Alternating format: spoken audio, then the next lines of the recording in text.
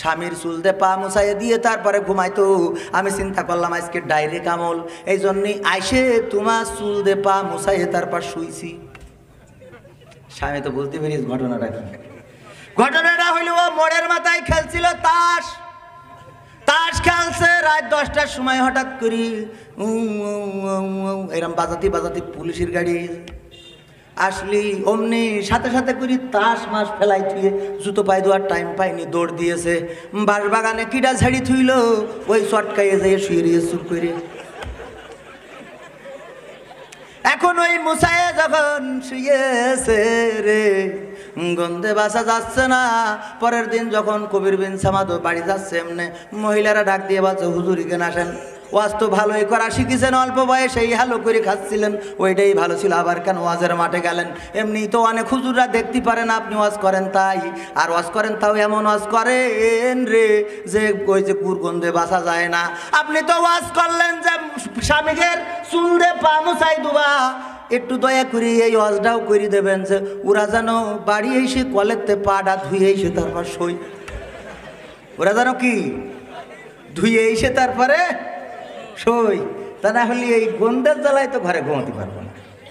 কারণ এই পুরুষগুলো হইল বাহাত্তারা, স্ত্রী তাহাজ্জুদের নামাজ পড়ে আরো তাস খেলে, আর বিড়ি টেনে টেনে টেনে টেনে ও যে সুন্দর একটা ঠোঁট ছিল, সেই সুন্দর ঠোঁটটারে এমন করে ফেলাইয়েছে যে ওই ঠোঁটের দিকে পায়খানা দেখে ভাত খাওয়া যায়, তা ওর ঠোঁটের দিকে দাঁড়ানো যায় না।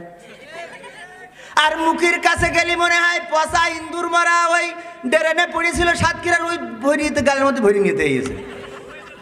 কি কথা যখন কয় নিজে তো বোঝে না, কারণ নিজে তো খায়, ওটা ও বুঝবে কি? ও যখন কথা কয় কাছে এসে কয় কবির ভাই আসসালাম আলাইকুম, সালাম দিলি মনে হয়, কিন্তু আমার কান দিতে ফেরেশতারাও চলে যায়। কেন চলে যায়? আমাদের ওই যে আবু তাহের যাবে মাদানী আওলাদে রাসুল আবু তাহের জাবেরি আল মাদানী, উনি আনোয়ার হোসেন তাহিরি জাবেরি আল মাদানী, উনি একবার বলছিলেন যে চট্টগ্রামে কক্সবাজার অঞ্চলে যখন আমি আসি, এদের কথা শুনে আমার মনে হয়েছে যে এরা যখন ঝগড়া করে দুইজনে, তখন কিরামিন কাতিবিন লিখালিখি বাদ দিয়ে দূরে যেই বসে থাকে, যে আগে তোরা ঝগড়া মগড়া করি ঠান্ডা হয় তারপরে আমি যাই, কারণ ঝগড়া তো কিছু বোঝে না, তো লেখপে ডাকে, তো এই জন্য একটু দূরে যেই বসে থাকে, পরে ঝগড়া থামালি তারপরে কান্দে এসে বসে। তা বিড়ি যে খায় ওর কাছে তো ফেরেস্তা, শয়তানও তো আসে না। শয়তান কয় তুই যা করি বলি তোর গন্ধে তো আমি বাঁচি না, তা তোর ধোকা দেবো কি? কথা কি বোঝা গেছে না ভেজাল আছে? ও আমার ভাইরা, এই অনুরোধগুলো আমি একটাও বাদ দিয়ে থুয়ে যাব না, কারণ আমি আগে একটা কথা বলছিলাম, এই মাহফিলে এসেছি আমি জাহিরি করতে চাই, প্রকাশ করে দিতে চাই। যখন ভাই আমাকে দাওয়াত দিয়েছে, আমি কুনিবার দাও সালামান আলা ইব্রাহিম, ও আগুন তুমি আমার ইব্রাহিমের জন্য ঠান্ডা আরামদায়ক হয়ে যাও রে। অমনি ঠান্ডা আরামদায়ক হয়ে গেল। নমরুদ বলতেছে আগুন রে তুই কি পুরার শক্তি হারাই ফেলাইছিস নাকি, আজকে কাজ হয় না কেন?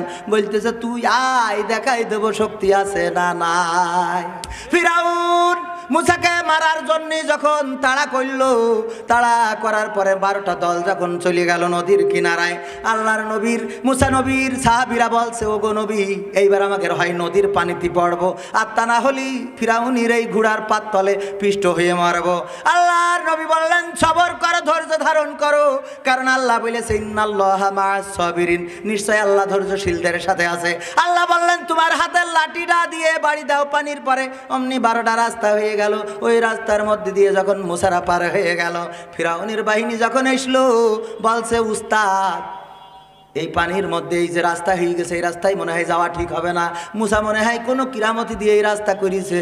ফিরাউন বলছে ওরে না, এ তো আমার বাপ করে ঠিক গেছে, এটা আমার বাপ করে ঠিক গেছে, টেনশন করার কিছু নাই রে। চল ঝাঁপাই বনি, ঝাঁপাই যখন পড়িল রে, মাঝামাঝি যাওয়ার পরে অমনি পানি একত্রিত হয়ে গেল, আর অমনি সুবানি খাওয়া শুরু করলো। ফিরাউন বলল মুসা রে আমি তোমার প্রতি শুধু না তোমার আল্লাহর প্রতি ইমান আনলাম, তোমার প্রতি শুধু না বনি ইসরাইলরা যে আল্লাহর প্রতি মানে নিছে ওর প্রতি ইমান আনলাম, দয়া করি আমার একটু এই খাবি খাওয়া থেকে রক্ষা কর।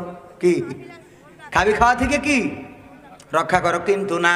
ও আমার ভাইয়েরা, এই পাওয়ারে কাজ হবে না।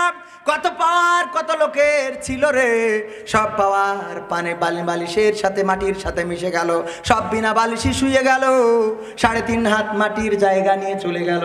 আমার আব্বা ছিল, কত ওয়াজ করেছে, কত মানুষের কাছে বলেছে, কত কত কথা বলেছে রে স্টেজে, এবং এমন করে করে লিকচার দিয়েছে। আজকে 3 হাত জায়গা নিয়ে ঘুমিয়ে আছে, 3.5 হাত জায়গা নিয়ে ঘুমিয়ে আছে। ওই বাবা যখন বাড়িতে যায়, আমার জীবনের শেষ দিনটা ছিল, আব্বাকে বলেছিলাম আব্বা 20 টাকা দেন, একটু সাংগঠনিক অফিসে যাব, প্রকাশনী এসেছে কেনার জন্য। আব্বা বলল, খুকারে 20 টাকা দেওয়ার মতো টাকা নেই, 10টা টাকা নিয়ে যাও। 10 টাকা দিলি আমি রাগ করে আব্বার কাছে ছেলে ফেলাই দিয়ে চলে আসলাম, কিন্তু না, আব্বা আবার আর একটা ভাগ্নির কাজ দিয়ে 20 টাকা পাঠাই দিলে। মাত্র 20 টাকার জন্যে আমার জীবনে আব্বার সাথে শেষ সাক্ষাৎটা ছিল, রাগ করে চলে যাওয়া।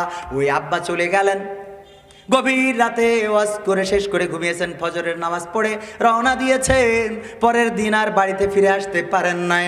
আজও যখন বাড়িতে যায়, প্রতিদিন যখন বাড়িতে ফিরি, আহারে আব্বার কবরের কাছে যেয়ে যখন গাড়িটা ব্রেক করি, তখন আব্বার মনে হয়, বাবারে মাত্র 10টা টাকার জন্য তোমার সাথে মুখটা মলিন করেছিলাম, মাত্র 10টা টাকার জন্য তোমার কোলের মধ্যে আমি টাকা চেলে ছুড়ে দিয়েছিলাম রে বাবা, আর আজকে 10,000 20,000 টাকা এমন কোনো রাত নাই যে পকেটে করে নিয়ে আসি না গো বাবা। আজকে তুমি না, টাকা আছে, তুমি যেদিন ছিলে ওই দিন কোনো টাকা ছিল না। এমনই আমাদের অনেকেই আছে যারা আমরা মনে করি যে টাকার মালিক হয়েছি, অর্থ হয়েছি, ধরে রাখবো। ও ভাইয়েরা আমার, একদিন কবরের দেশের বাসিন্দা হয়ে যেতে হবে। এখানে আমাদের অনেকের মা আছে, অনেকের বাবা আছে, আবার অনেকের মা নাই, বাবাও নাই।